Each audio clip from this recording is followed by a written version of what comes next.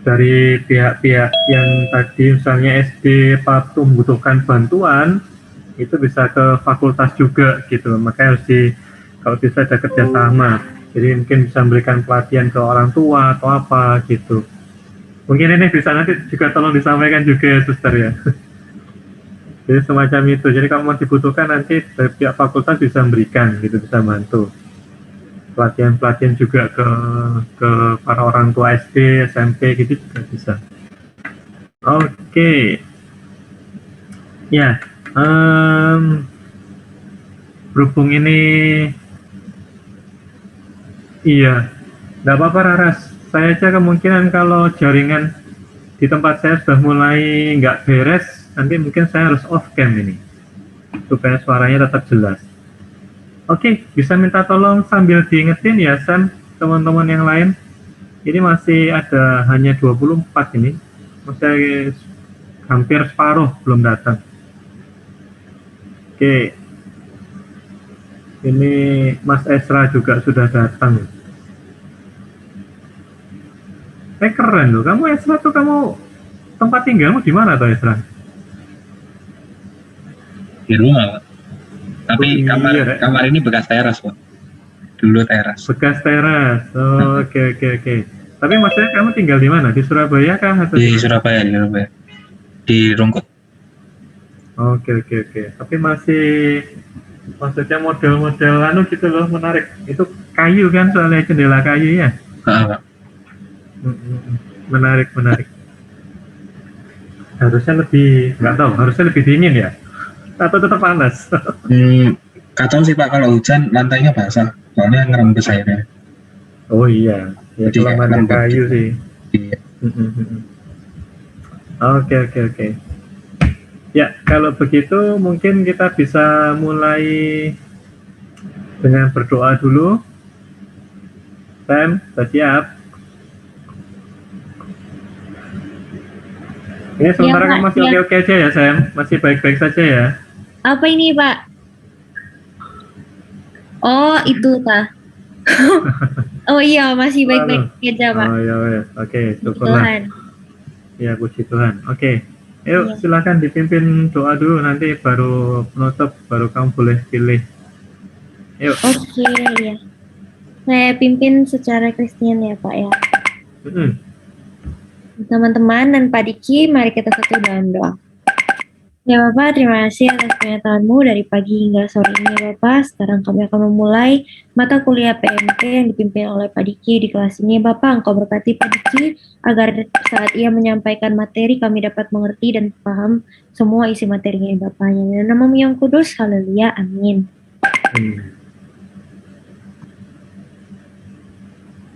Wah, notifikasi luar biasa banyaknya itu Sam. Iya, maaf Pak.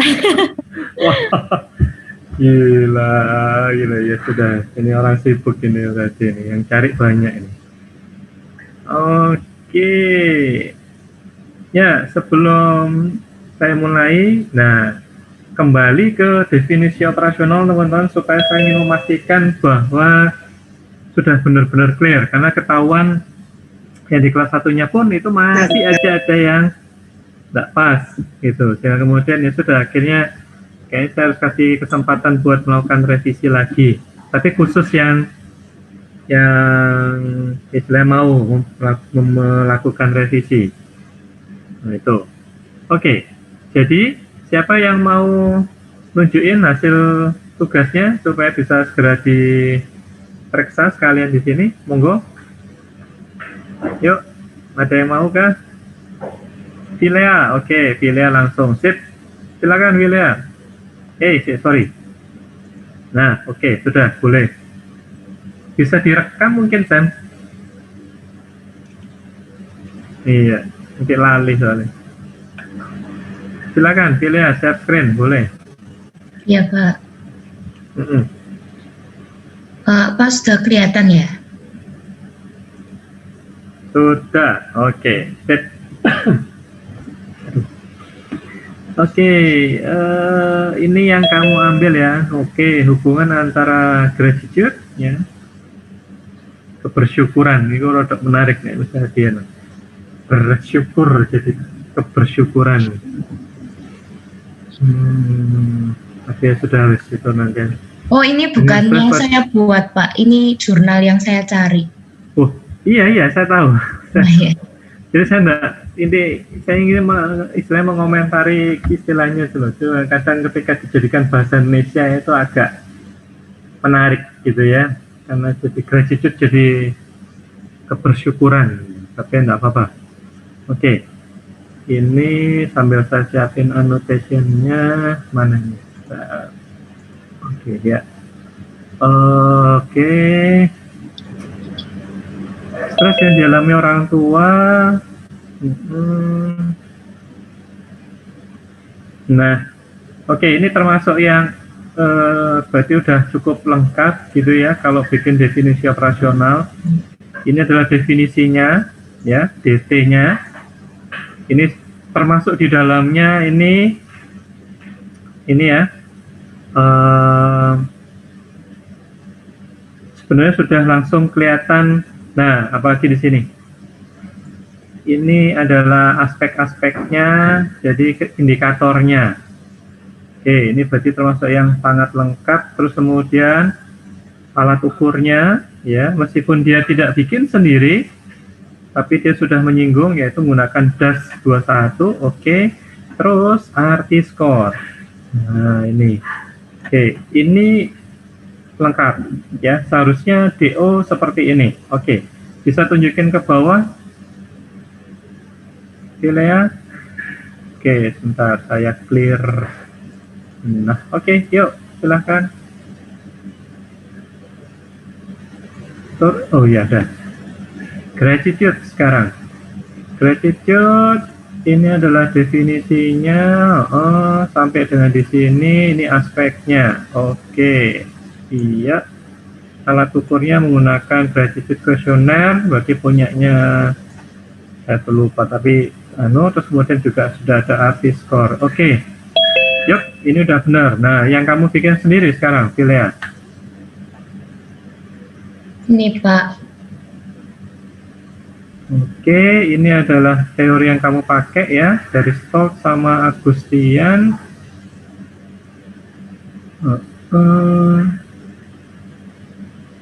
Oke, ini adalah kesimpulan yang kamu buat. Oke. Terus definisi operasionalnya. Oke, ya. Jadi ini definisinya, oke, sudah ada. Aspeknya sudah. Ini sampai sini. Terus alat ukurnya. Oke, ini kamu alat ukur ambil dari mana? Maksudnya skripsinya atau apa ya, Pak? Bukan, kamunya ini loh. Ini kan kamu bikin sendiri loh. Iya. Terus kamu bisa dapat yang ARP ini dari mana?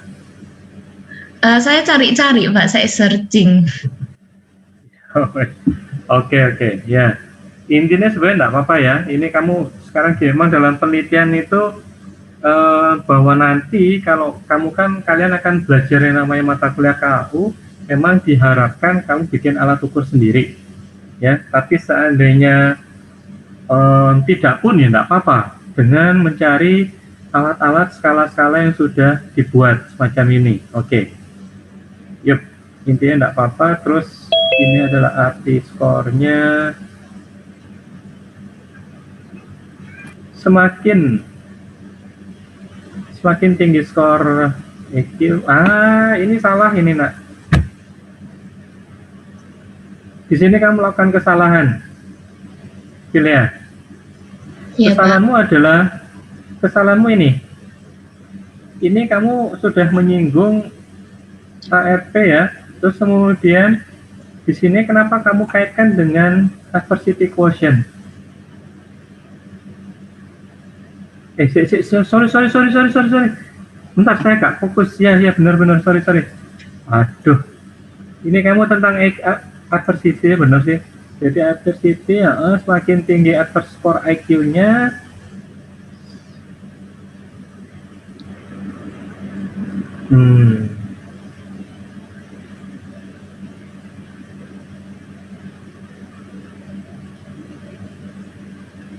ini loh, yang bikin saya bingung tadi tuh di sininya loh, gara-gara ini loh. Saya tuh bingung sama ini.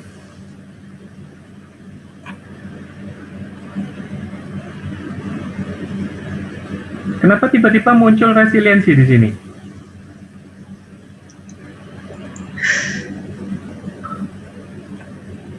Ya, Phil ya? Iya, Pak. Karena adversity dengan resilience itu konsepnya beda. Teorinya nanti berbeda, tokohnya juga berbeda. Gitu loh. Meskipun hampir mirip-mirip, ya. Ya, nanti bahkan ada yang namanya resiliensi, ada adversity, nanti bahkan yang lagi terbaru ini, lagi ngetren ini di Amerika khususnya itu grit, gitu ya. Itu kalau dilihat itu sebenarnya mirip-mirip gitu. Tapi tokoh-tokohnya lain-lain. Nah, semacam inilah yang nggak boleh. Makanya tadi itu saya bingung kenapa ya, maksudnya saya sampai salah nangkap gara-gara ini. Padahal kan ini adversity, ya toh, variabelmu tentang adversity, ya mestinya kalau skor tinggal aja tulis bahwa skor yang diperoleh dengan menggunakan skala KRP ini semakin tinggi skornya, semakin apa? Berarti adversity-nya semakin tinggi, berarti kecerdasan kecerdasan seseorang untuk menghadapi kesulitan hambatan itu semakin tinggi misalnya, gitu loh. Jangan kamu tulis lagi di sini daya resilience lain nanti, ya. Ini jangan menambahkan konsep baru ketika membuat definisi operasional. Oke, ini kelemahannya cuma di sini aja. Ya, sampai dengan di sini tepat. Ya. Oke? Ya. Sebenarnya langsung aja bahwa memiliki kecerdasan, istilahnya memiliki kecerdasan adversity boleh. Kalau quotient itu kan kenapa dulu saya pernah singgung. Quotient itu sebenarnya bukan satuan, bukan IQ, intelligence ya, lebih pada langsung dibilang intelijensi gitu aja. Gitu, memiliki intelijensi yang tinggi gitu, dan ini memiliki kemampuan adversity yang baik, nah gitu loh. Oke? Baik, Pak. Gitu ya. Oke, itu untuk satu variabelnya. Ya, silakan turun ke bawah. Ini semoga teman-teman yang lain juga dapat ini ya, bisa menangkap ya. Oke, wah ini bahkan dari 3 tokoh. Oke, pulpita mumpuni. Ya, lanjut ke bawah, kesimpulan. Oke, DO-nya sekarang. Stres akademik adalah keadaan stres yang dialami. Sampai di sini itu definisi teoretik. Ini adalah definisi, ini adalah aspeknya. Ini adalah skala, oke, sekali lagi skalanya pinjam. Padahal kalau skala stres itu sebenarnya kita, nggak apa-apa, is oke sekarang ya. Nanti kalau sudah belajar KU itu harus coba bikin sendiri. Terus ini, semakin tinggi skor skala stres akademik, semakin tinggi skor yang diperoleh, semakin rendah. Oh, ini salah. Ini kata-katanya nggak pas. Nih, ini kata-katanya nggak pas ya. Jadi, kalau kamu tulis seperti ini, mestinya ya langsung aja. Semakin tinggi skor dari skala stres akademik yang diperoleh, maka tingkat stresnya menunjukkan tingkat stres yang semakin apa? Tinggi kah rendah? Gitu loh. Itu udah bahwa kemudian semakin rendah stres yang dialami oleh siswa, wes gitu ya boleh. Ya, kamu soalnya nambahin ini loh. Padahal intinya adalah sebenarnya kamu ingin mengartikan ini, ini sudah ada. Jadi jangan diulang di sini. Ya, gitu ya, pilih ya. Ya, Pak. Oke, terus begitu pula sebaliknya, semakin rendah skor. Nah, ya wes. Nah, tapi ini kan kemudian jadi tumpang tindih ya. Itu. Di sini ini kan semakin tinggi, kamu tulis ini semakin rendah. Tapi di sini semakin rendah skor juga bahwa stres akademiknya juga rendah. Nah, yang mana? Tidak boleh. Kan yang namanya sebaliknya itu sedangkan atau sebaliknya berarti kan itu berlawanan. Ya. Skor semakin tinggi artinya apa? Skor semakin rendah artinya apa? Oke, Vi, Kilian? Ya, baik, Pak. Nggak apa-apa ya, ini dapat feedback langsung ya, tapi saya kan kamu tahu berarti salahnya di mana, oke? Ya, terima kasih, Pak. Sip, sip. Yuk, sama-sama. Thank you. Oke, itu dari Tilea. Oh ya, Pak, apa ada Yap. satu yang dari skripsi, Pak? Yang ini yang dari skripsi yang waktu itu Pak Diki minta tambahan. Minta untuk bikin baru. Ya, ini pun sama ini. Ini lebih polanya kan akhirnya sama. Tolong diturunin ke bawah sedikit. Kebanyakan. Ya, blueprint ini mestinya tidak perlu kamu cantumkan.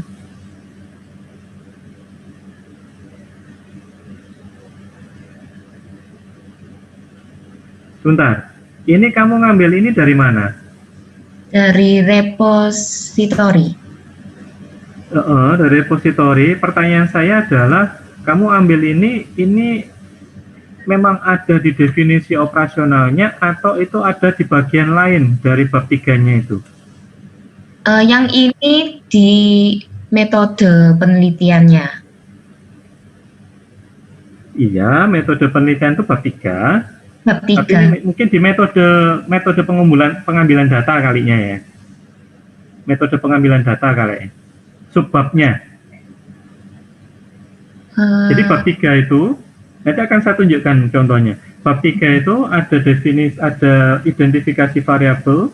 Subbabnya ya, subbab 3.1 identifikasi variabel, 3.2 definisi operasional. Nah, nanti akan ada 3.3 populasi misalnya. Nah, itu kemudian nanti ada 3 sekian, itu adalah metode pengumpulan data di mana itu akan bicara tentang alat ukur. Nah, pertanyaan saya, kamu ambil yang saya kotak ini di layar ini sekarang, itu adalah subbabnya definisi operasional atau subbab yang lain? Subbab lain rasanya, Pak. Nah, karena soalnya kelihatan di sini. Karena kalau ini adalah definisi operasional, ini tidak tepat. Gitu. Harusnya ngikutin yang tadi contoh yang pertama tadi yang di atas malah itu sudah benar. Tapi saya cari kok kayak nggak ada ya, Pak, kayak alat ukurnya itu kan karena juga buat sendiri. Kamu masih ada filenya enggak? Enggak, Pak, website soalnya. Saya save aja, saya bookmark. Boleh kamu tunjukin sambil tak lihat sekalian ya. Bab 3 ya, Pak. Yap. Ini supaya teman-teman juga belajar juga. Nah, saya itu ya teman-teman, mohon maaf ya, maksudnya saya harus bukannya apa, tapi yang sekali lagi yang di repository itu adalah kumpulan skripsi yang intinya semua mahasiswa kalau lulus itu skripsinya harus dikirim ke repository gitu ya. Nah, masalahnya ada yang skripsi nilainya itu kan variasi. Ya jelas kalau lulus sih minimal ya, kecuali dia parah banget ya, C.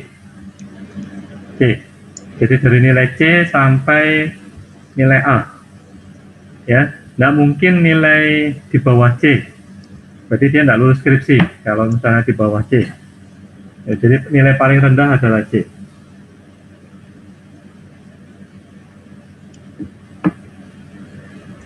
Oke.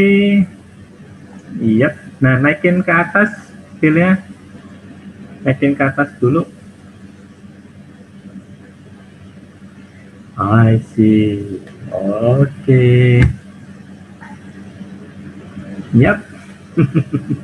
Oke, kelihatan ini. Nah, berarti ini yang saya maksud.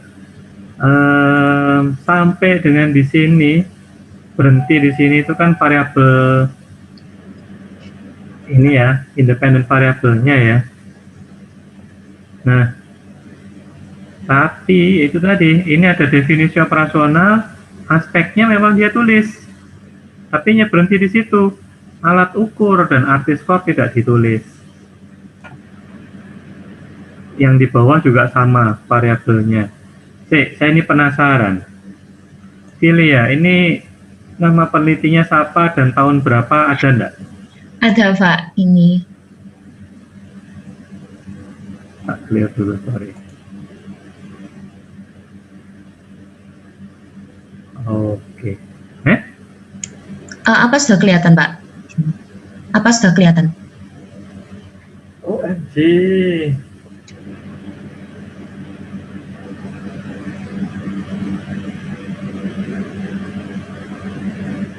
Coba kamu klikkan ini nak, review yang, betul, review yang itu.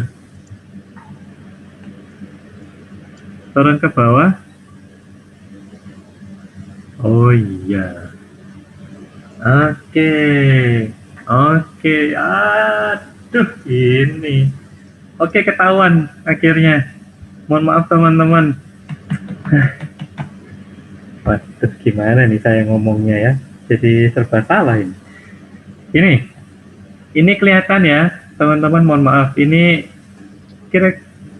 oh ya, sebelumnya teman-teman tahu enggak bahwa Widya Mandala sekarang itu sudah bergabung antara Widya Mandala Surabaya dan Widya Mandala Madiun? Belum tahu ya? Atau baru tahu ya? Baru tahu sekarang ya? Ya gimana Maria? Belum tahu ya. Oke, ya sudah. Ya wes. Ya sudah. Ini makanya saya tuh heran, kaget tadi, tahunnya tahun baru tapi kok saya enggak mengenali namanya gitu ya. Oke, karena dia asalnya dari sini teman-teman. Jadi memang Bapak Uskup itu kemudian memutuskan ya menggabung Universitas Widya Mandala Surabaya dengan Universitas Widya Mandala Madiun. Itu digabung jadi satu karena dua-duanya itu adalah milik keuskupan. Ya, oke. Nah, terus kemudian karena yang di Madiun ini istilahnya masih penyesuaian, gitu ya, karena standarnya itu sebelumnya berbeda, ya, standarnya berbeda, terus terang berbeda teman-teman. Jadi mereka juga masih menyesuaikan dengan standar dari kita. Jadi buku pedomannya itu masih mungkin belum istilahnya belum dikuasai betul sama mereka. Wes, nggak apa-apa wes, it's okay. Semoga ini dapat gambaran ya. Oke, Celia. Oke, thank you. Ini ketahuan ini. Jadi maksudnya gimana Pak? Alat ukurnya apanya itu? Kurang istilahnya. Tetap skripsinya ini kurang. Ya, dia harusnya mencantumkan alat ukur sama arti skor. Nggak sebatas cuman definisi sama anunya.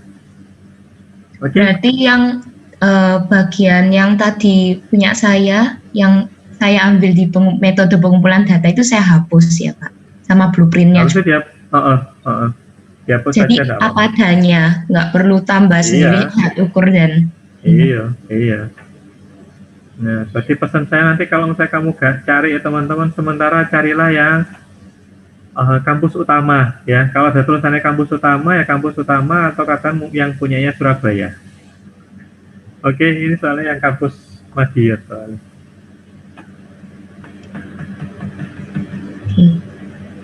Terima kasih gitu ya, Pak. Yuk, sama-sama. Oke.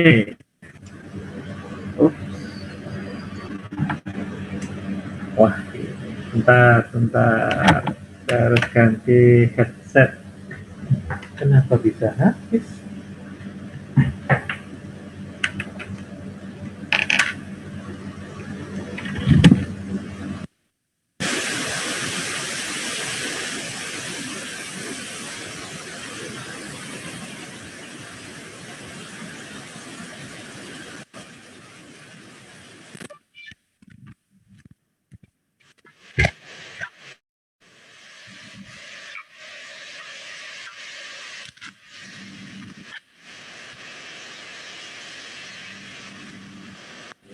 Tes 1 2. Oke. Ya. Suaranya cukup jelas ya? Ya, ini ganti headset soalnya. Yang ini baterainya habis. Aduh.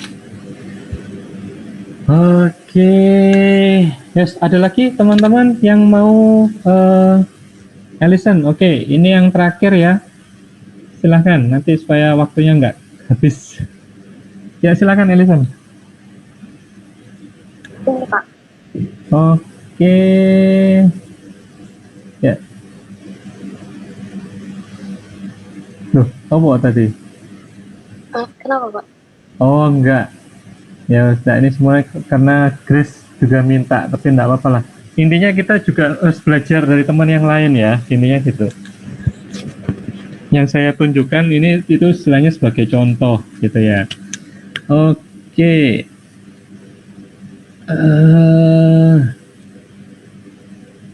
Tak siapin anu. Oke. Ini yang dari jurnalnya Nah. awal-awal. Sing dari skripsi ya, Alison. Nek jurnal kan aku sudah ngasih, saya kan sudah ngasihin itu ya, ngasihin masukan ya nek untuk jurnal ya. Skripsi yang kamu ambil? Yep. Oke.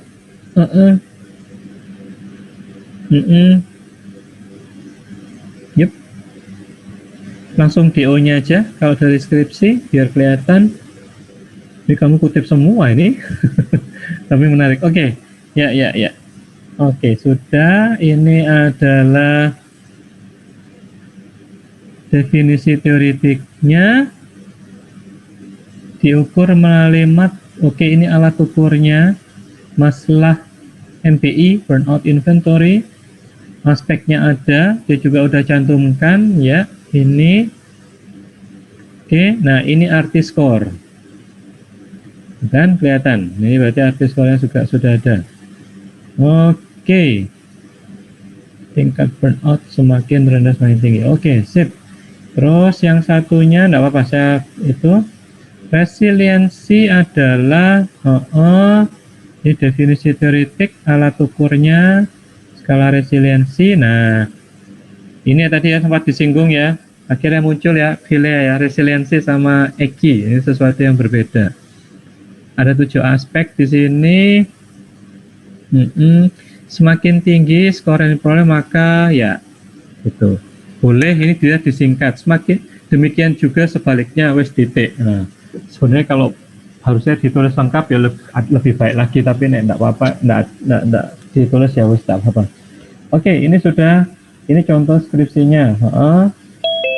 Oke, terus yang kamu bikin sendiri, Alis?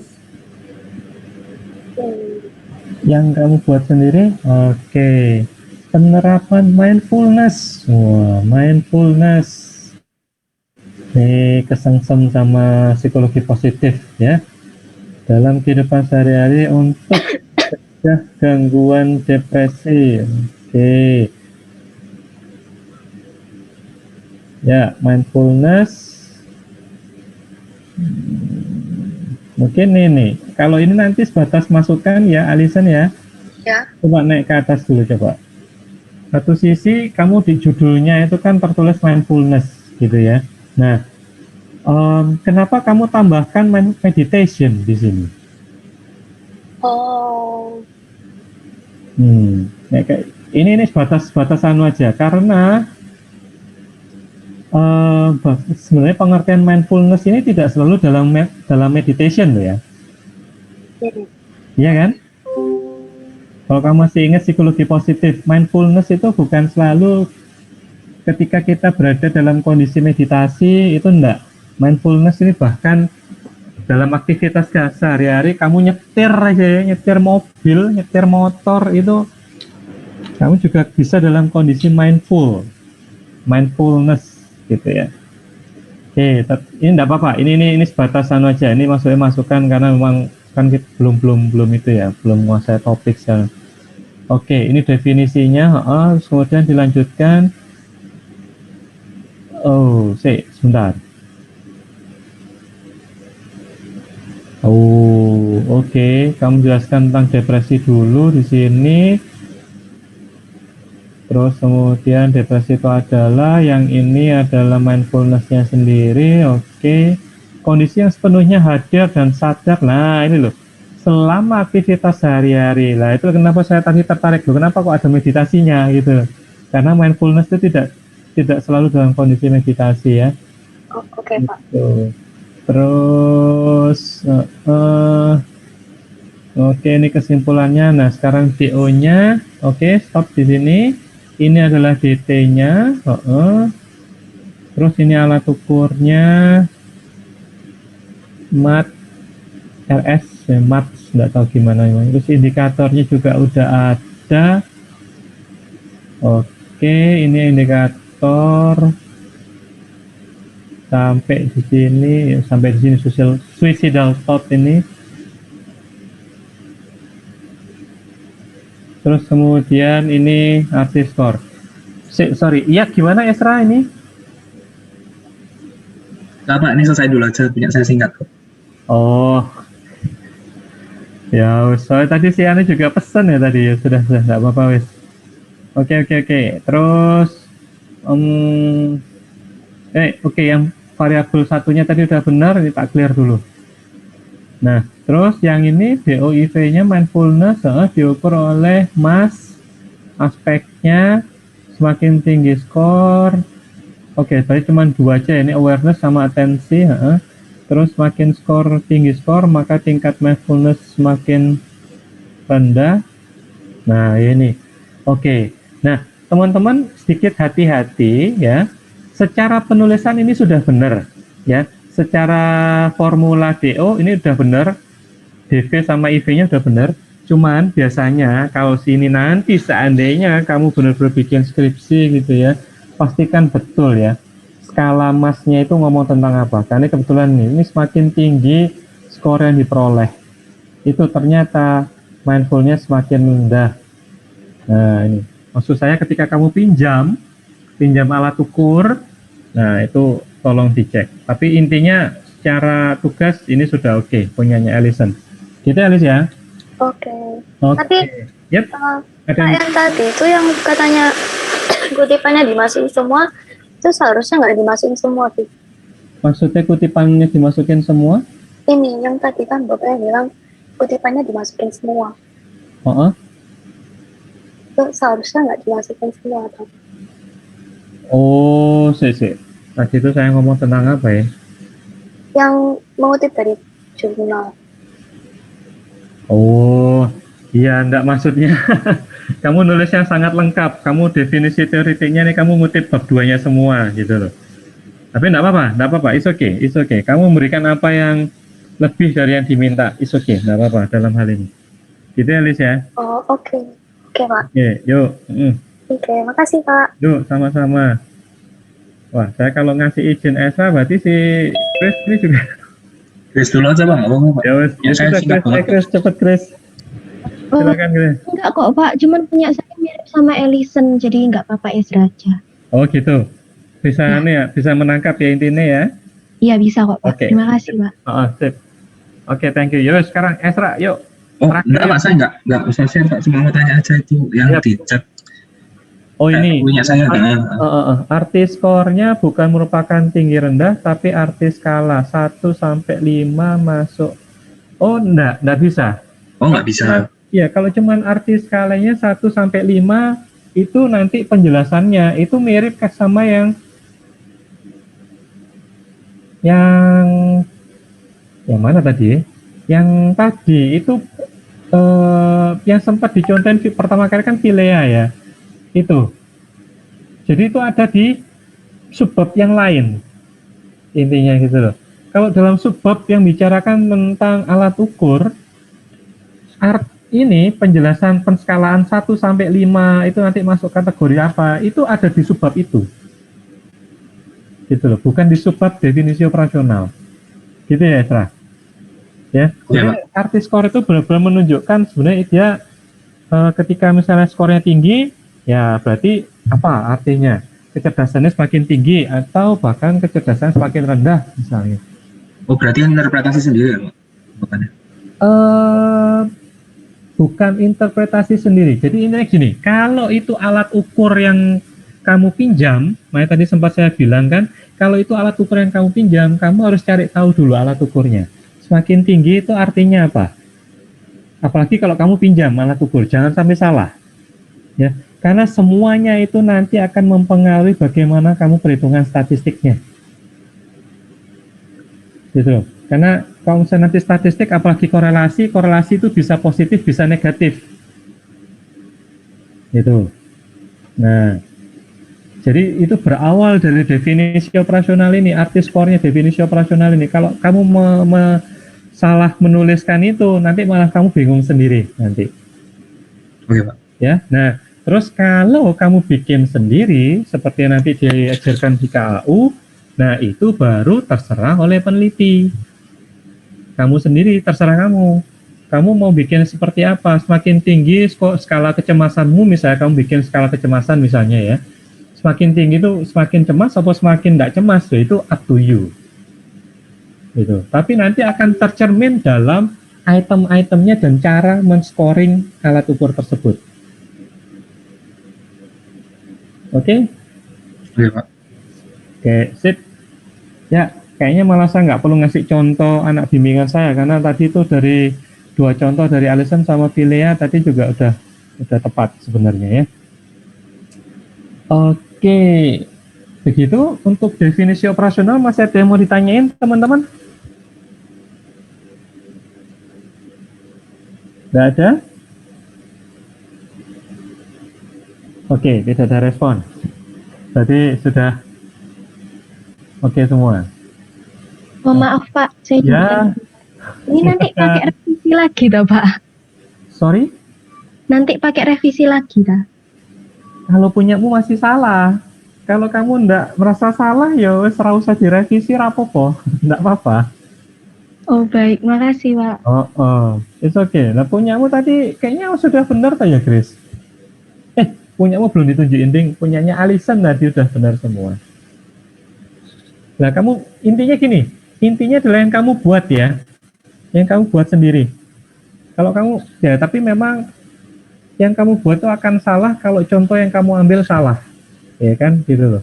Tapi nek sempat kamu ngambil contoh itu yang benar, ada poin-poin yang saya maksud itu yang sudah saya kemukakan di kelas, terus kemudian kamu mengikuti itu juga dalam yang kamu buat, berarti punyamu benar.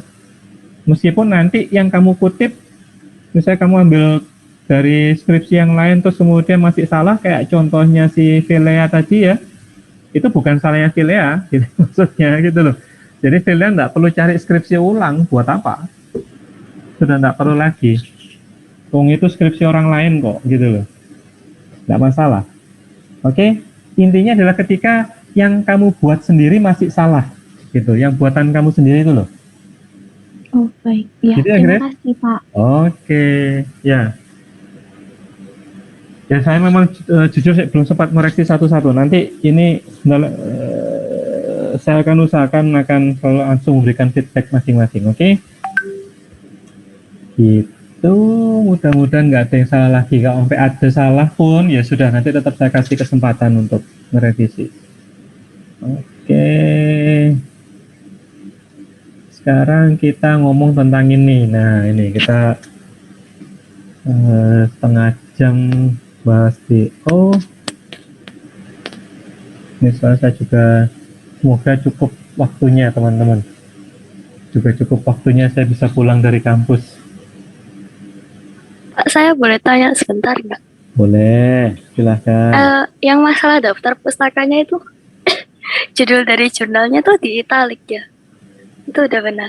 Oh iya. Oh Kalau oke. kalau jurnal, judul penelitiannya itu enggak di italik, tapi nama jurnalnya yang di italik. Oh iya Pak, Oke. sudah benar. Nanti kalian belum pernah dapat buku pedoman penulisan penulisan ilmiah ya? Belum Pak. Belum ya? Oke. Semoga nanti saya bisa nge-share ya. Nanti Maaf Pak, tapi kalau ada kayak apa yang hubungan kebersyukuran dalam kurung gratitude, nah Inggrisnya itu di italik atau enggak? Harusnya semua istilah asing di italik. Kalau Italik, semua wajib. Oh iya, baik. Meskipun Terima kasih, dalam Pak. kurung atau apa itu harus di italic. Ya. Oke. Ini sekarang saya share screen. Nah, oke. Ini juga sudah ada di Bella ya teman-teman ya? Sudah di-download kah? Sudah ya? Oke, 2 pertemuan langsung saya upload. Tinggal satu pertemuan aja yang ke-7 yang belum. Oke, ini, nah hari ini kita ngomong tentang metode pengumpulan data. Nah, ini kalau dalam bab 3, yang tadi disinggung gitu ya, dikasih contoh Sanvilea, terus sempat saya tekankan lagi karena pertanyaannya Esra, itu nanti akan ada sendiri. Itu loh. Jadi ada subbab tentang metode pengumpulan data.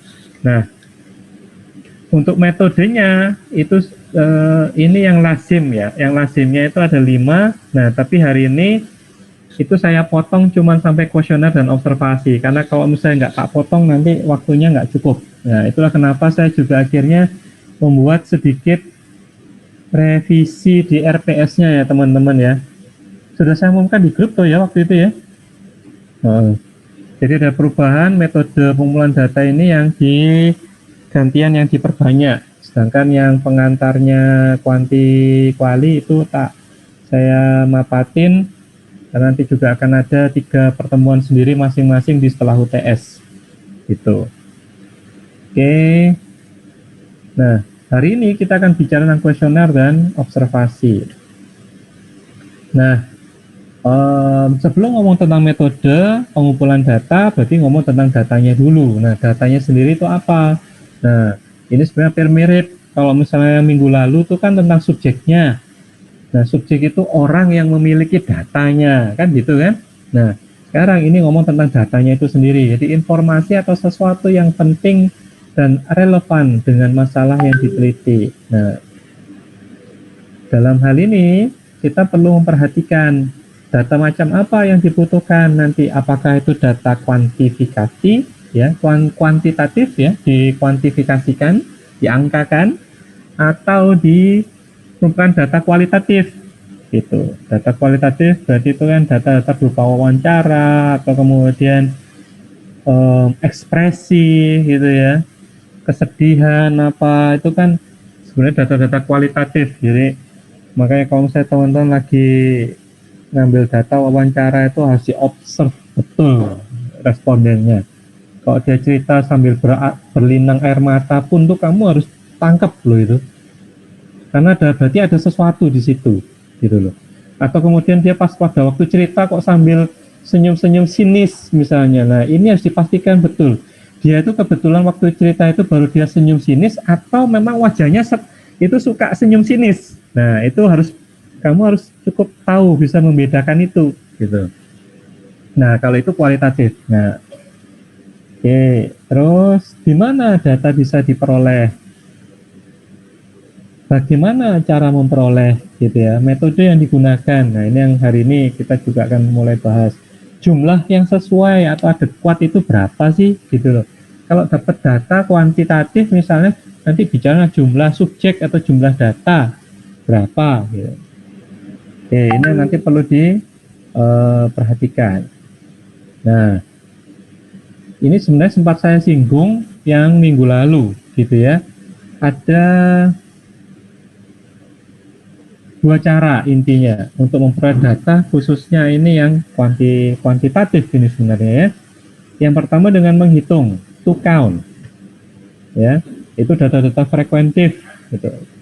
Berapa yang sehari mandi 2 kali misalnya, berapa yang sehari mandi sekali, berapa yang mandi seminggu cuma sekali, ya gitu, itu kan dihitung, itu frekuentif gitu ya.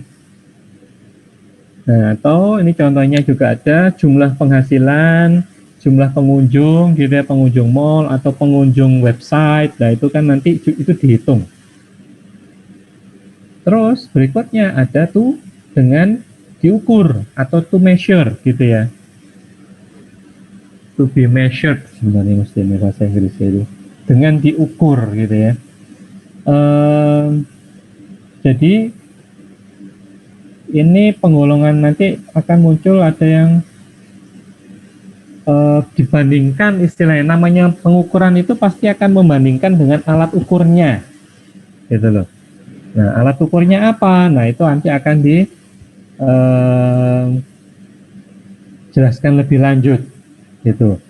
Jadi kalau misalnya katakan intelijensi ya dengan tes intelijensi, tinggi badan dengan meteran misalnya, berat badan dengan timbangan, ya, tapi jangan sampai pakai timbangan mas gitu ya untuk mengukur tinggi badan, jebol timbangannya, kan itu ke telitiannya. Nah, oke, ini mohon maaf teman-teman, saya masih belum sempat merevisi ya.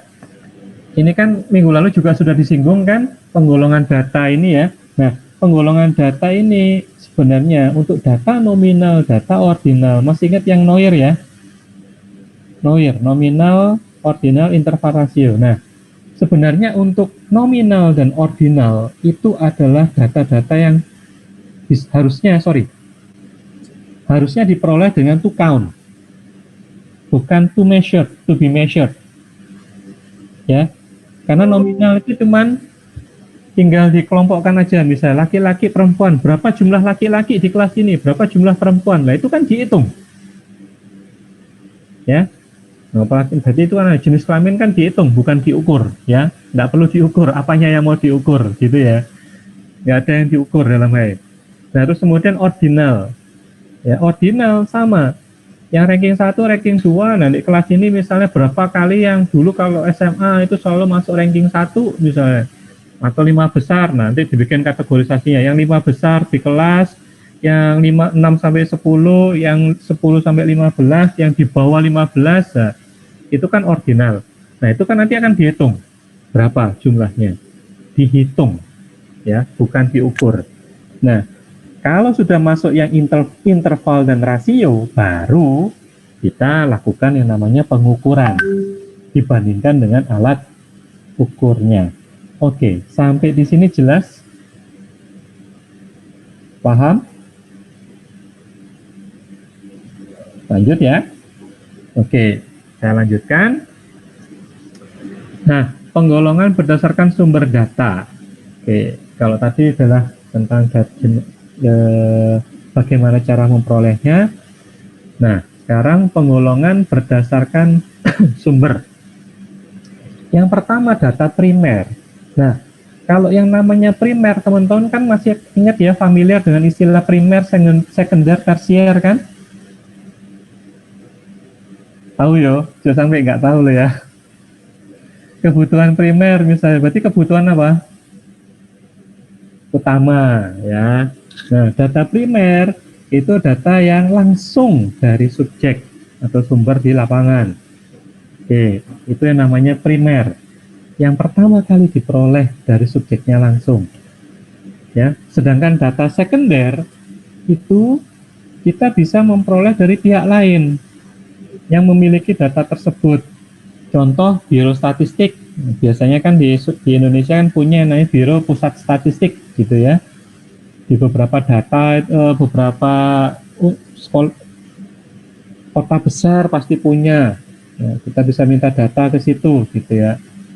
Atau data dokumen. Jadi intinya kita hanya lihat dokumen. Kita nggak perlu nanyakan langsung, tapi dari dokumen-dokumen itu juga merupakan data sekunder. Itu data sekunder. Oke, nah data sekunder ini terbagi atas dua teman-teman. Ada data yang internal, ada yang data eksternal. Data internal itu dokumennya perusahaan, faktur pembelian, faktur jual beli gitu ya. Faktur jual beli ya, faktur penjualan biasanya. Terus kemudian ya pajak gitu ya. Itu adalah dokumen. Jadi kita bisa minta ke perusahaannya langsung. Atau contoh gini, kamu butuh data IPK dari mahasiswa. Nah, itu kamu enggak perlu tanya ke anaknya, ke Filea misalnya IPK-nya berapa, enggak. Langsung minta ke PU dalam hal ini atau PAK. Ya, itu adalah data sekunder yang internal. Karena kan Filea masih terdaftar di tempat itu sebagai mahasiswa. Gitu loh. Nah, Gimana dengan data eksternal? Nah, data eksternal ini yang diperoleh dari sumber-sumber luar. Dalam hal ini, sensus, BPS, gitu ya, Biro Statistiknya tadi, itulah data eksternal. Gitu, itu yang dimaksud dari data eksternal. Atau dulu saya sempat tahu ya, ada lembaga survei. Nah, gitu loh. Lembaga survei itu juga termasuk yang eksternal. Oke. Dulu pernah saya sempat bantuin juga di lembaga survei, ada AC Nielsen gitu. AC Nielsen, jadi itu lumayan gitu. Itu suatu lembaga yang kalau kamu ngisi datanya, kamu dapat souvenir.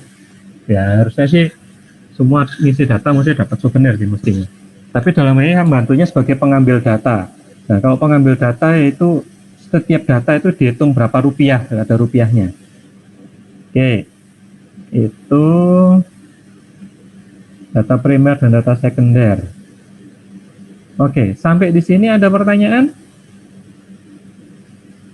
Cukup jelas? Oke, sekarang lanjut dengan yang namanya kuesioner. Nah,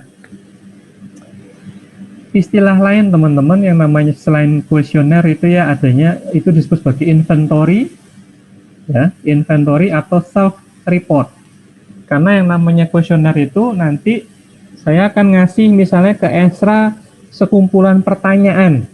Nah, sekumpulan pertanyaan ini akan dijawab sendiri oleh Esra. Nah, ini adalah dalam hal ini itu disebut sebagai self report. Jadi dia melaporkan dirinya sendiri, gitu, dengan mengisi kuesionernya itu. Nah, itu istilah lainnya. Jadi inventory self report. Oke, definisinya adalah cara pengumpulan data menggunakan kuesioner, gitu ya. Atau nanti ada yang istilahnya lain adalah angket ya teman-teman ya. Tapi nanti akan ada bedanya antara angket juga ada skala gitu ya. Itu juga sama, itu adalah termasuk kuesioner juga, tapi nanti akan ada bedanya antara angket dan skala. Yaitu suatu kembali ke sini. Intinya dari angket maupun skala pun itu adalah daftar pertanyaan atau pernyataan yang harus dijawab atau diisi oleh subjek atau responden. Oke. Nah, dasar pertimbangan kapan kamu menggunakan kuesioner. Yang pertama, pastikan betul subjekmu sudah bisa membaca. Ya, itu yang penting. Subjek dapat membaca dan mengerti item-item yang ada. Jadi teman-teman tolong perhatikan, jangan gunakan kuesioner di anak-anak TK. Ya, kamu penelitiannya menggunakan kuesioner karena anak TK itu salah besar. Mereka belum bisa baca tulis. Jadi nanti harus menggunakan cara yang lain, bukan kuesioner. Subjek mempunyai informasi yang diperlukan, ya otomatis itu ya. Bersedia menjawab. Nah, meskipun kita tidak bisa menjamin teman-teman,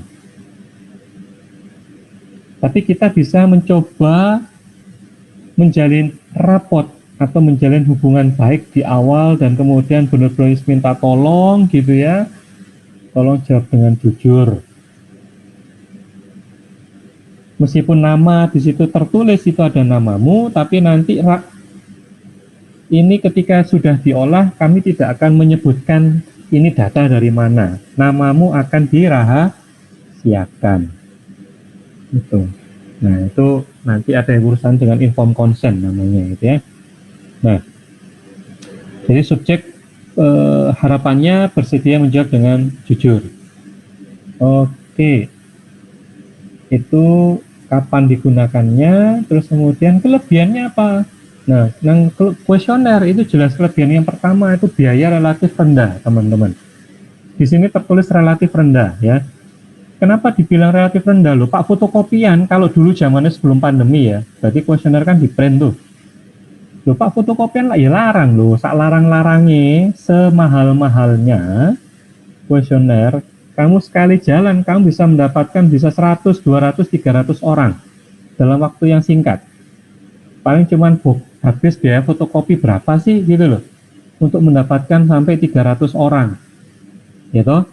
Jadi itu kan relatif murah, apalagi saat ini lagi pandemi, ini fakultas sudah buka, istilahnya sudah mengizinkan menggunakan Google Form. Yes.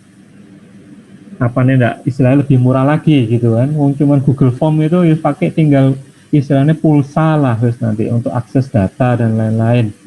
Wah, rendah sekali biayanya. Langsung dapat bisa sampai 100, 200 bahkan 1.000 orang kalau kamu mau. Gitu ya. Ini sementara rekod anak bimbingan saya waktu itu ya saya sih salut sih, dia bisa mencapai 750 orang untuk skripsi loh ya. Skripsi dia serius banget sampai 750. Wah, luar biasa itu rekod yang saya pegang. Oke, waktu relatif singkat ya, tadi saya bilang paling cuma hitungan waktu 3 minggu sampai ya paling maksimum 2 bulan lah, itu akan bisa terkumpul datanya gitu. Jadi waktunya relatif singkat gitu. Untuk ngumpulin data itu enggak lama. Apalagi kalau misalnya kamu di sekolah gitu ya, paling cuma maksimum seminggu lah. Minta tolong dalam seminggu, tapi harus ada persuasi ke kepala sekolahnya sih gitu ya. Intinya seperti itu, tapi itu bisa cepat lah intinya. Nah, jumlah subjeknya besar. Nah, tadi sudah saya singgung. Pelaksanaannya mudah. Nah, ya mudah, tinggal disiapin Google Form apalagi itu. Tinggal kasih link.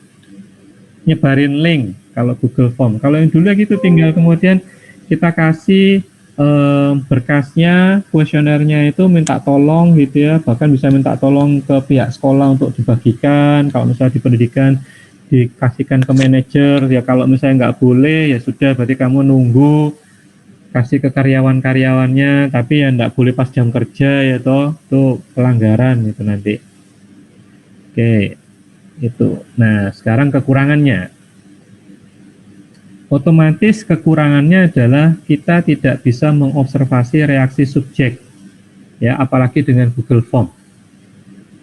Oke, jadi pada waktu dia mengisi itu mungkin bisa jadi ya skripsinya tuh atau alat ukurnya tuh menanyakan kasus-kasus yang agak sensitif, kita nggak bisa observasi pada saat mengisi, siapa tahu dia kemudian menangis misalnya atau menitikkan air mata, kita nggak pernah tahu.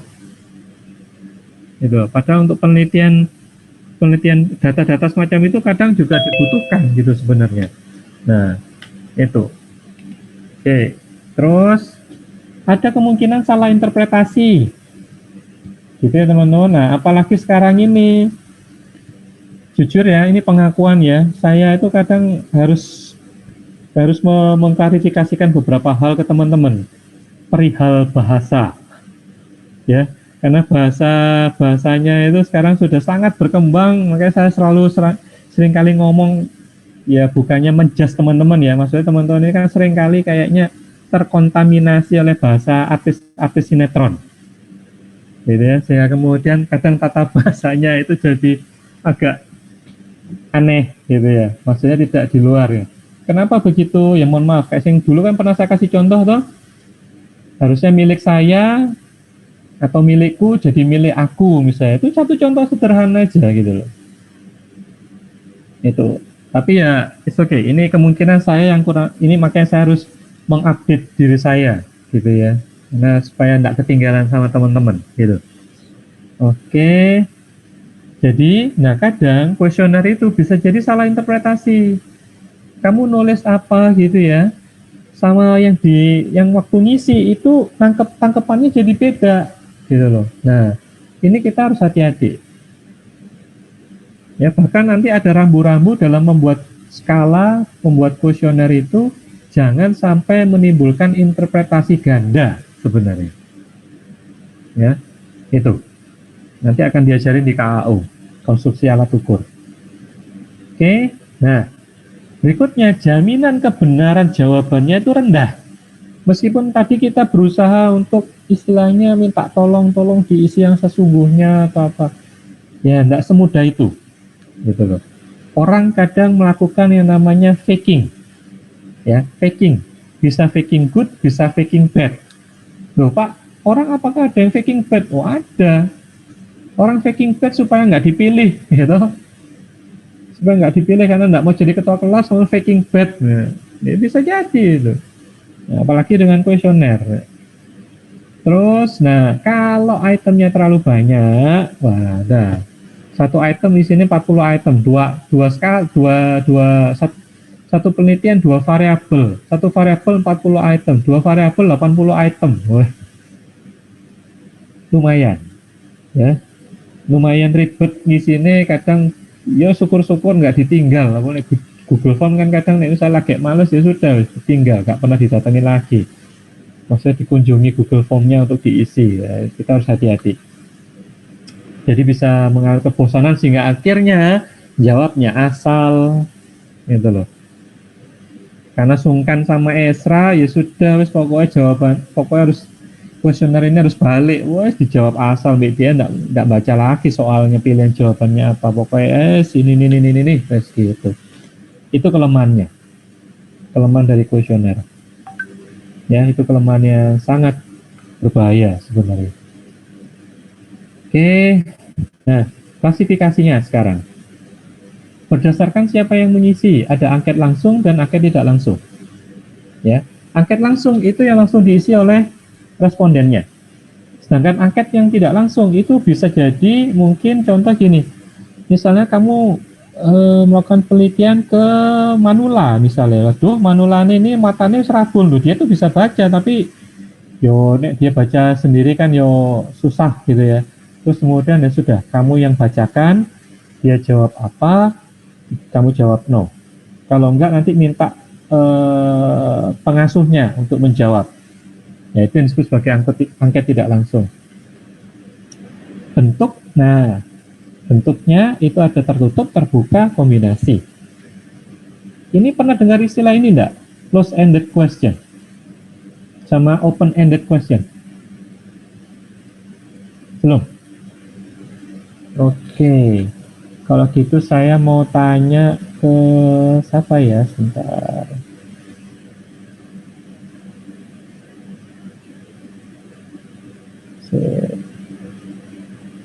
Oke, Jihan mic-nya bisa diaktifkan? Bisa, Pak. Oke, Jihan, saya mau tanya, kamu sudah makan belum? Sudah, Sudah. Makan siang sudah? sudah Pak. Makan malam sudah? Belum. Belum. Oke, ini contoh close-ended question, ya.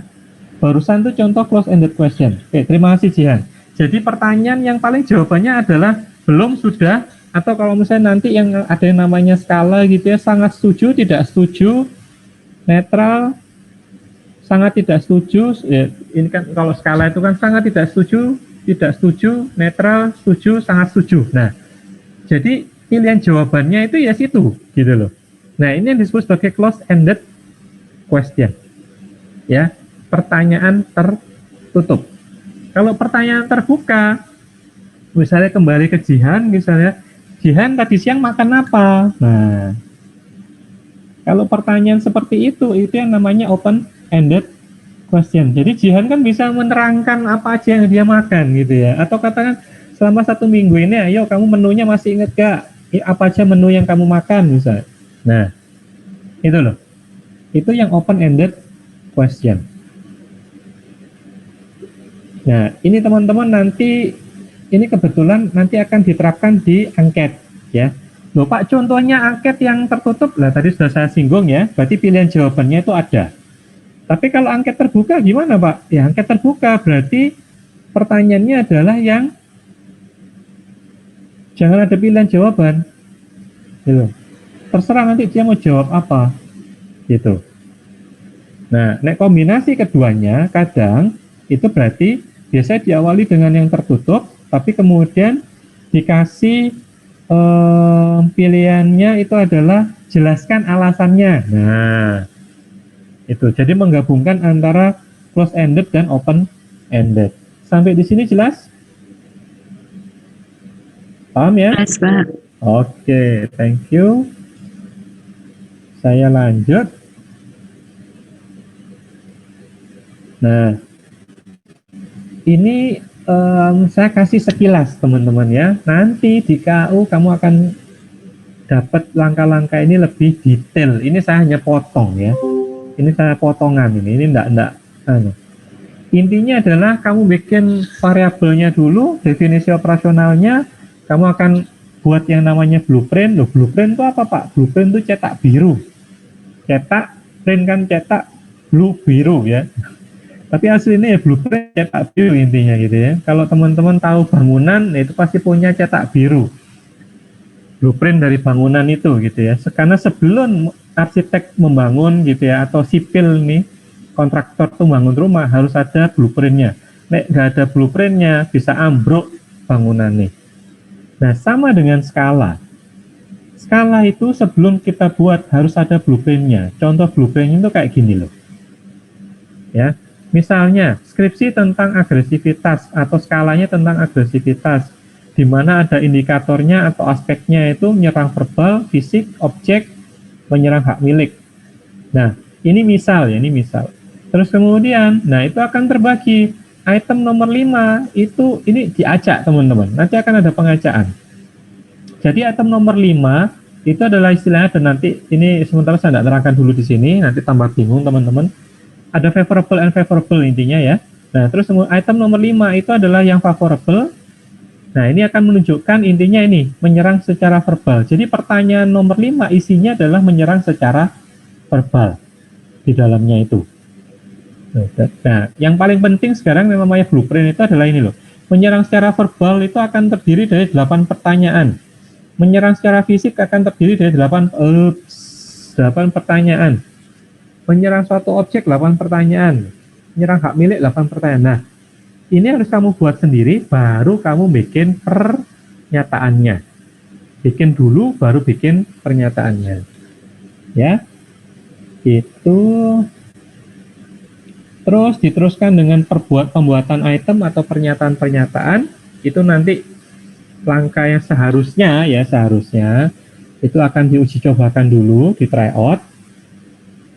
Hasil dari tryout akan diuji validitas dan reliabilitas. Nah, kalau masih ada yang tidak bagus, validitas dan reliabilitasnya akan kembali ke dibikin lagi itemnya. Ya. Jadi ini siklus muter. Tapi sementara kalau skripsi enggak sampai muter-muter itu. Ini adalah siklus yang ideal. Gitu. Oke, saya lanjut karena sekali lagi itu nanti ada di KU. Nah, skala. Oke, ini lebih spesifik dari kuesioner. Skala adalah kuesioner, ya.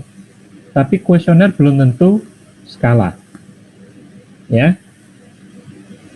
Kuesioner yang mengukur atribut psikologis, afektif, perasaan ya, kognitif, konatif, ada perilaku, skala perilaku juga ada, skala kognitif ya ada ya, skala afektif ya ada, atribut-atribut psikologis, skala kecemasan, skala adversity gitu ya. Nah, itu semua adalah skala.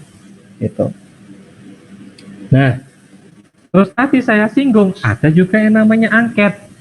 Nah, apalagi tadi beberapa pengertian di depan malah dilambangkan dengan angket, Pak. Ya, intinya sebenarnya itu sebenarnya masih umum kalau yang pertanyaan terbuka tertutup. Nah, skala itu malah kecenderungannya adalah yang tertutup sebenarnya. Kecenderungannya adalah skala adalah pertanyaan yang tertutup, close ended. Oke. Bedanya itu di mana sekarang angket dan skala? Nah, sebelum saya jawab perbedaannya ini, teman-teman pernah dengar atau dulu istilahnya menangi nek bahasa Jawa itu deteksi sidet yang di Jawa Pos Metropolis. Pernah tahu enggak? Ingat Pak.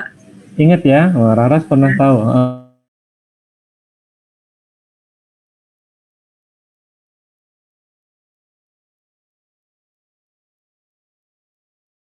Anu ya, masih ada data-data statistiknya. Wah, kurang tahu saya. Itu zaman saya SMA dulu. Ya, oke. Ya, jadi dulu itu ada yang namanya deteksi. Nah, itu malah contoh dari angket. Jadi dia akan mengambil data, berapa orang yang setuju, berapa orang yang suka terhadap boys band, berapa orang yang suka terhadap girls band misalnya, gitu ya. Itu akan di-pooling istilahnya, pooling. Oke. Itu biasanya diungkap dengan angket. Nah, ini sekarang perbedaan angket dan skala. Data yang diungkap. Kalau angket itu yang diungkap adalah data faktual, data-data fakta, istilahnya yang sudah jelas gitu ya. Nama, NRT, nomor KTP, umur, nah, itu semuanya itu faktual. Gitu. Alamat, luas rumah, status rumah, ini rumah kontrakan, rumah sendiri. Nah, itu adalah faktual. Ya. Jumlah anggota keluarga, gitu ya. Anaknya berapa? Nah, itu adalah pendapatan berapa? Itu adalah faktual, itu angket. Oke. Nah, kalau skala itu yang diungkap adalah konstruk atau konsep psikologis. Contoh, kecenderungan agresivitas, sikap terhadap sesuatu, self-esteem, kecemasan, adversity quotient, gitu ya, kepribadian. Nah, itu adalah yang diungkap. Ya, atribut psikologis. Perbedaan yang kedua dari jenis pertanyaan dan sifat jawaban. Angket itu pertanyaannya langsung. Kamu bisa langsung tahu kalau dari angket, oh ditanyain nama, ditanyain umur, ditanyain jenis kelamin, ditanyain tingkat penghasilan, ya sudah. Yang diungkap memang itu. Nah, kalau skala teman-teman, bahkan kadang skala itu kamu nggak tahu, itu sebenarnya ingin mengukur tentang apa sih gitu loh. Meskipun kadang ditulis skala kecemasan gitu ya, tapi pertanyaan-pertanyaan di dalamnya itu tidak pernah langsung menanyakan kamu cemas nggak? Enggak. Gitu loh. Pertanyaannya tidak langsung nanyakan ke seperti itu, tapi kemudian dihadapkan pada situasi-situasi. Nah, apa yang kamu akan merasakan ini, setuju apa enggak gitu, intinya gitu ya. Itu oke, itu skala, jadi tidak langsung. Kalau angket langsung. Nah, terus coding dan penilaian. Nah, angket itu tidak di-scoring teman-teman, tapi dihitung berapa orang yang penghasilannya sekian. Jadi dari angket itu nanti akan terkumpul misalnya 1000 responden yang penghasilannya berapa sampai berapa. Nah, dihitung, dimasukkan dalam statistik deskriptif gitu istilahnya ya. Jadi tidak diberi bobot atau angka kecuali untuk coding. Oke, terus kemudian kalau skala itu harus di scoring. Ini skornya berapa? Ketika dia menjawab sangat setuju itu dinilai berapa gitu loh. Ketika dia menjawab sangat tidak setuju dinilai berapa, menjawab netral dinilai berapa gitu. Nah, mungkin diberi bobot, nah mungkin ya, kemudian akan dilakukan proses penskalaan. Gitu. Nah, untuk informasi angket, dalam satu angket itu akan mengungkap banyak hal teman-teman, dari nama, alamat, misalnya nomor NRP gitu ya. Itu satu angket itu bisa menanyakan banyak hal. Tapi kalau skala tidak teman-teman. Dari sekian banyak pertanyaan, atau tadi saya sempat singgung misalnya contoh 40 ya, itu hanya untuk mengungkap satu aspek atau satu konstruk psikologis, satu variabel. 40 pertanyaan hanya untuk mengungkap satu variabel. Itu skala. Oke. Kualitas reliabilitas, nah angket itu tidak perlu diuji reliabilitasnya. Mengasumsikan menjawab jujur, meskipun ya belum tentu ya sudah gitu ya, meskipun nanti ya bisa dicek sebenarnya ya. Validitas ditentukan oleh kejelasan tujuan atau lingkup informasi yang tidak diungkap. Nah, tapi kalau skala, validitas dan reliabilitas ini wajib. Ya, wajib diketahui, wajib dihitung dan dilaporkan. Gitu. Oke, nanti kalian akan paham alasannya di KU. Tapi intinya gini teman-teman, kalau penelitian kuantitatif ya, itu kan senjata. Nah ini senjata utamanya itu skala. Nek sampai skalanya jelek, kualitasnya jelek, reliabilitasnya jelek, semua hasil interpretasi datanya, pembahasanmu jadi tidak ada gunanya. Yes, intinya itu malah. Ya, kalau kualitas dan reliabilitasnya jelek, semua isinya nanti isi pembahasanmu, hasil skripsimu bahkan itu langsung ragukan. Kalau skalamu jelek atau rendah kualitas dan reliabilitasnya. Sehingga malah intinya malah ketika skalanya jelek ya mau tidak mau kamu harus bikin skala baru, diulang, diperbaiki. Itu. Oke. Nah, ini tadi contohnya blueprint, masih keselip di sini. Terus ini ada metode observasi. Nah, ini adalah kegiatan yang dilakukan dengan sengaja dan sistematis. Nah, gini teman-teman. Nanti ini juga akan diperdalam, teman-teman dapat mata kuliah observasi interview, gitu ya, atau PD1. Iya, Ras ya? Iya Pak, opsin PD1. Opsin. Nah, ini sebagai pengantar, gitu ya. Metode observasi, ya, kita mengamati itu enggak boleh cuma sekedar asal. Lagi nek mall, lagi lihat-lihat gitu ya, wah apalagi nek misalnya yang cowok gitu ya, ngamatin ada cewek-cewek lewat gitu, enggak boleh. Tapi harus dilakukan dengan sengaja dan sistematis. Jadi harus pada jam yang sama, yang kondisi yang sama gitu ya, dan harus ditata. Ini yang kamu amati itu apanya gitu loh. Oke. Jadi aktivitasnya itu harus jelas. Itu yang namanya observasi. Ya, bukan sekedar memandang istilahnya. Pengamatan dan pencatatan secara sistematis terhadap unsur-unsur yang tampak. Namanya tampak, observasi harus bisa kelihatan ya. Kita tidak mengobservasi yang tidak kelihatan. Intinya itu. Dalam suatu gejala atau gejala-gejala pada objek penelitian. Alat utamanya jelas panca indera, cuman saat ini langsung aja saya bilang berhubung smartphone ini sudah istilahnya sudah pasti dimiliki oleh setiap orang, ya itu adalah alat bantu utama sekarang malah untuk membantu panca inderanya ini. Oke, macam-macam observasi. Nah, ada observasi partisipan, ada observasi non-partisipan. Ini biasanya gini teman-teman, mohon maaf sebelumnya saya lupa ngasih pengantar. Observasi ini nanti lebih cenderung dipakai pada waktu penelitian kuali, ya. Dan ada senjata utamanya lagi kalau kualitatif yaitu wawancara, itu minggu depan. Gitu. Nah, oke, saya lanjutkan di sini, kembali ke sini. Macam-macam observasi, ada observasi non partisipan. Di mana yang namanya non partisipan itu berarti itu kita hanya sebatas pengamat, ya. Tapi kalau kita melakukan yang namanya observasi partisipan, kita terlibat menjadi anggota yang diamati. Itu. Ya. Jadi misalnya, contoh, kamu ingin meneliti tentang perilaku pengunjung toko gitu ya, di mall. Nah, kalau non partisipan ya sudah, kamu tinggal lihat di CCTV misalnya, atau kamu siapkan rekaman kameranya gitu aja, terus kamu tinggal ngamatin aja kalau ada pengunjung yang datang, dia melakukan apa, ini gitu ya, megang-megang baju, kemudian nyoba ngepas, dibalik lagi, pindah lagi. Nah, kalau observasi partisipan, kamu ikut menjadi pengunjung di situ, kalau perlu bukan cuma sekedar pengunjung, kamu mungkin bisa jadi penjaga tokonya, gitu. Itu yang namanya partisipan.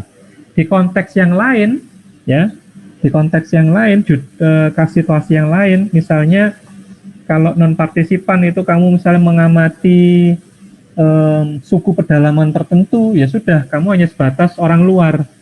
Tapi kalau misalnya kamu menjadi partisipan, ya kamu harus menjadi anggota di suku tersebut, ikut merasakan berburu itu seperti apa, makan minum di tempat mereka itu seperti apa. Nah, itu namanya partisipan. Sampai di sini cukup jelas enggak?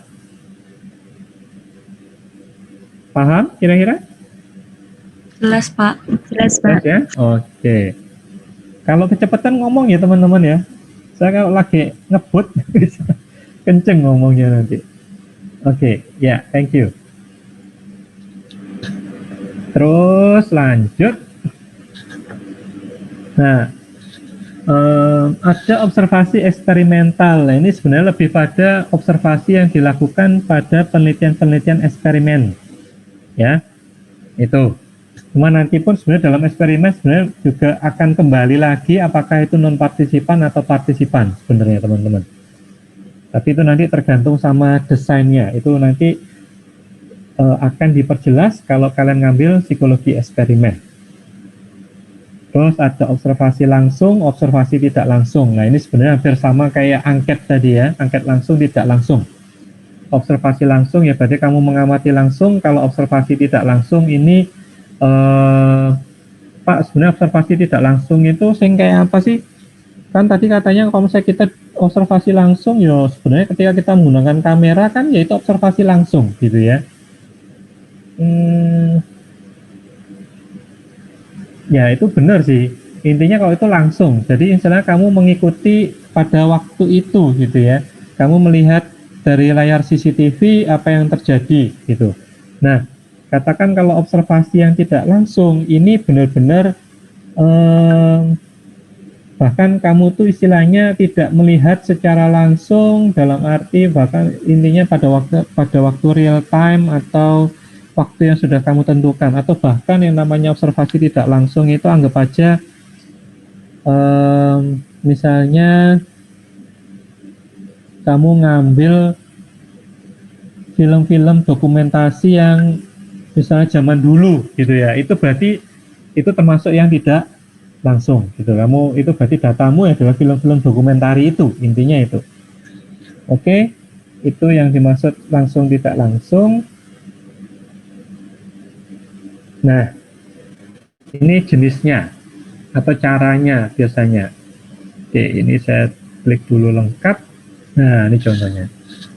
Daftar isian atau checklist gitu ya. Nah, kadang maka itu kita harus menentukan dulu. Perilaku pertama 2, 3, 4, 5, 6. Nah, keterangannya ini yang ada di kanan ini. Perilaku 1 menguasai teknik dengan baik, perilaku 2 bekerja dengan cepat, teliti cermat, 4 tidak pernah hadir terlambat, 5 taat terhadap peraturan, 6 dapat bekerja dalam kelompok. Nah, misalkan kita mengamati beberapa orang, jadi ada 4, A, B, C, D. Nah, selama rentang waktu yang sudah ditentukan, perilakunya yang dari 1 sampai 6 ini muncul enggak? Itu. Begitu muncul, kita memberikan centang. Dicentang. Dicek. Nah, ini kebetulan yang B ini yang muncul semua, gitu ya. Yang sisanya paling cuma 4, gitu. Nah, ini adalah checklist. Jadi kita udah nentuin dulu, nah nanti tinggal kemudian dihitung, diakumulasikan subjek A ini berapa kali, misalnya dalam seminggu dia menunjukkan perilaku apa saja. Nah, itu checklist. Yang kedua, observasi. Dia menggunakan rating scale. Ya, berupa lembar kerja seperti daftar isian, tapi tidak hanya sekedar mencatat gitu ya, gejala perilaku yang muncul, tapi penilaian berupa gradasi. Nah, ini. Jadi misal ada kemandirian anak. Itu nah, dari observasi kita itu harus muncul nanti. Dia termasuk yang mana? Selalu minta bantuan orang lain enggak? Atau kerap kali minta bantuan orang lain? Kadang-kadang, hampir tidak pernah, selalu bekerja. Nah, jadi hasil observasinya ini berupa gradasi. Itu. Paham bedanya ya? Dengan yang tadi yang checklist, yang ini yang skala rating ya, rating scale ya. Dapat bayangan kah? Nah, biasanya ya ini sekali lagi namanya observasi itu tidak selalu harus kamu yang melakukan observasi ya teman-teman, bisa dibantu atau kayak tadi dengan kamera atau kadang saya minta bantuan guru ya, kerjasama dengan guru ya boleh. Oke, ini tentang rating scale. Catatan anekdot berarti dari observasinya itu yang dicatat adalah peristiwa-peristiwa khusus yang muncul selama observasi ya, secara bebas informal gitu. Jadi selama observasi itu apa saja perilaku yang muncul. Jadi misalnya dalam hari ini misalnya selama katakan misalnya contoh mungkin malah sebenarnya saya melakukan penelitian gitu ya selama kuliah PMP ini, perilaku yang muncul apa gitu ya. Oh, Pilea seringkali tidak memandang layar misalnya. Itu. Dia tidak memandang layar, terus kemudian dia sempat pergi dari layar misalnya. Ya itu dicatat, gitu loh.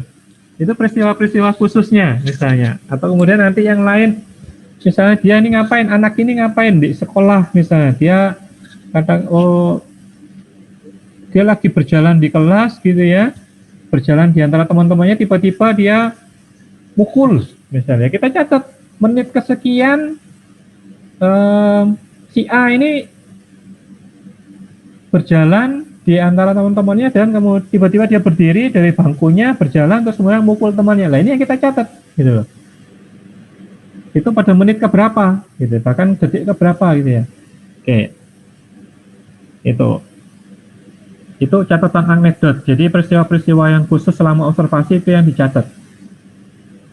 Nanti akan diperjelas lagi. Terus ada alat pencatatan dengan alat ya, mechanical device. Nah ini mah biasanya hanya sebatas keterangan aja, dibantu dengan kamera, intinya itu aja. Oke, ini mah gampang. Terus kelebihan. Nah, kelebihannya adalah waktu observasi adalah data diperoleh pada saat peristiwa itu terjadi. Ya, lebih objektif dan lebih teliti. Nah, tapi tergantung ketelitian observer sih sebenarnya ya. Pelaksanaannya mudah, biayanya murah, ya. Lagi-lagi ngomong tentang biaya, nah apalagi kok tadi handphone kan sudah tidak terlalu mahal misalnya ya.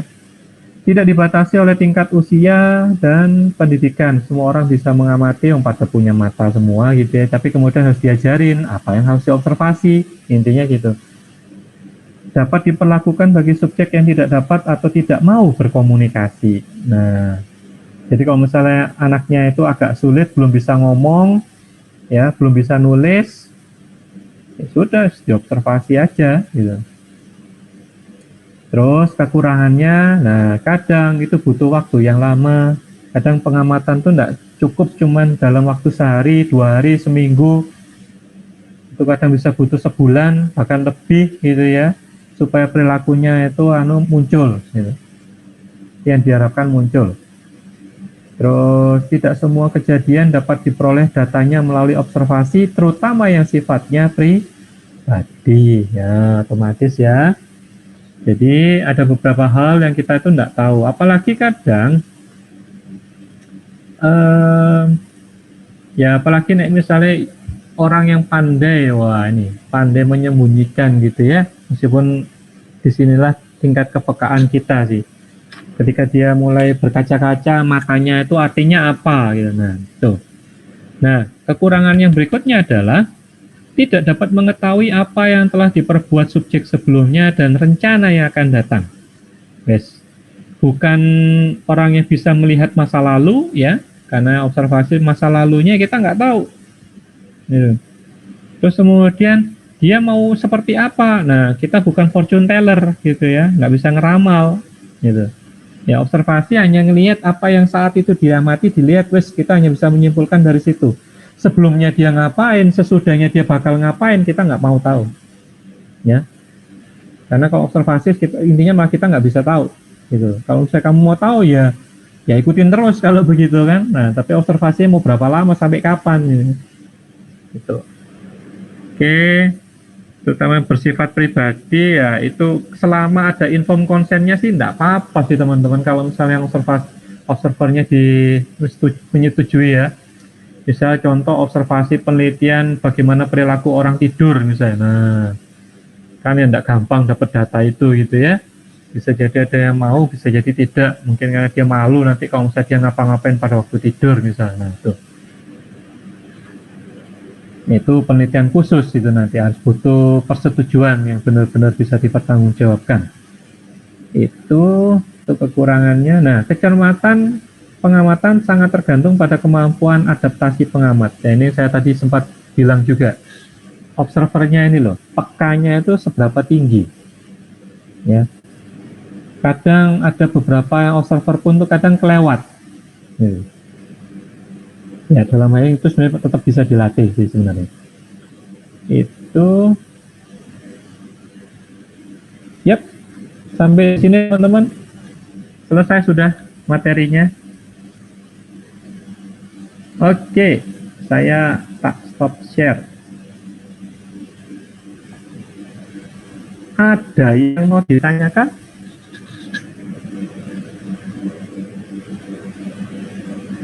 Kurang 4 menit ya. Pak, kalau skripsi Silakan. itu, Ya, Pak, kalau skripsi itu minimal emang berapa data gitu? Kalau misalnya kuesioner. kuesioner. Nah, ini pertanyaan menarik yang biasanya selalu ditanyakan juga. Gak ada minimalnya, Ezra. Ya, sebanyak mungkin. Terus kemudian kembali ke bab yang kemarin minggu lalu. Kalau heterogen berarti harus banyak. Kalau homogen ya mungkin nggak perlu banyak sekali gitu ya. Terus nanti statistiknya, kalau kamu nanti menggunakan yang namanya, ada satu statistik yang namanya analisis regresi, itu bahkan 150 atau bahkan 200 minimal subjeknya. Itu. Nah, kalau nanti kualitatif mah paling cuma butuh nggak banyak lah.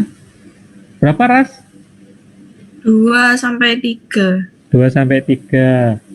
Itu informan yang sesungguhnya ya. Nanti biasanya ada apa namanya? Aduh, Ayo. Apa namanya, Ras? itu loh apa?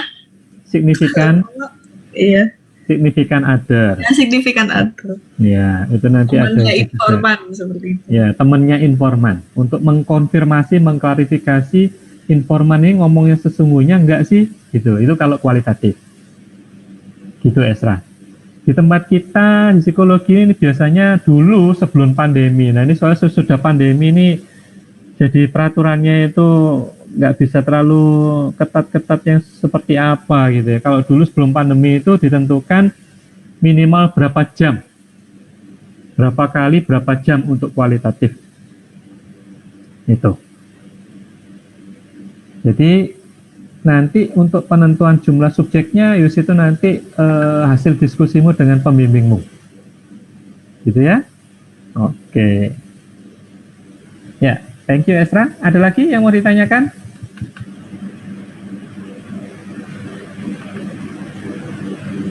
Thierry Henry, ya, Thierry Henry biasanya dulu.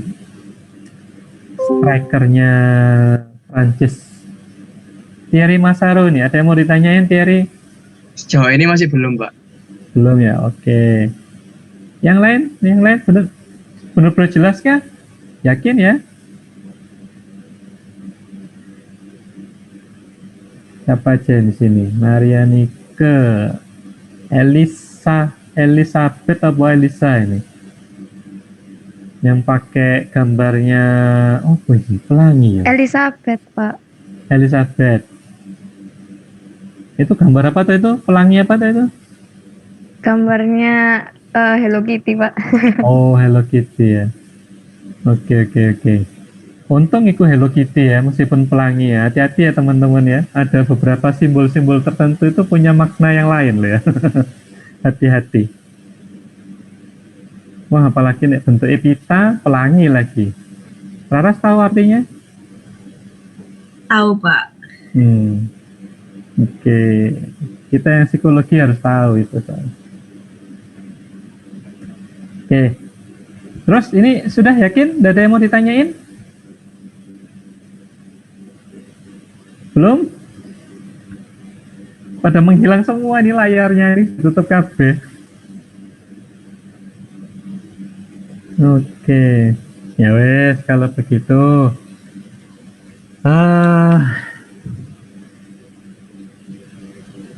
Ya, enggak apa-apa. Sam, it's okay. Yes, berarti Sam, silakan kalau gitu kita tutup aja ya teman-teman ya. Soalnya saya jam 7 itu ada acara gitu ya, lagi belajar pendalaman iman, belajar lagi, sekolah lagi, supaya lebih mengenal Tuhan gitu ya, karena selama ini mungkin belum mengenal Tuhan gitu ya. kita tutup aja kalau begitu dengan doa. Samantha bisa pilih nggak? Kalau nggak, saya yang pilih. Bapak aja deh. Takutnya suara saya putus-putus. Oke. Sabar.